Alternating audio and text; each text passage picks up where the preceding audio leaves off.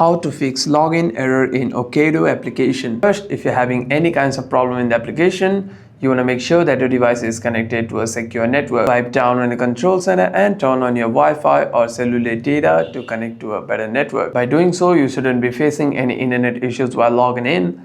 However, if you are facing any other kinds of problem in the application, you want to simply open your settings, tap on General, and tap on iPhone Storage. Here you want to scroll down and navigate yourself to the Ocado application and tap on Ocado application over here. Click on offload app and click on offload app again. After that, you want to simply reinstall the application, and what this does is it deletes the application whilst keeping its documents and data. And the next time you open the app, you shouldn't be facing any problems regarding your login. But if you are still facing any other kinds of problem, you can simply restart your device once and open the app again.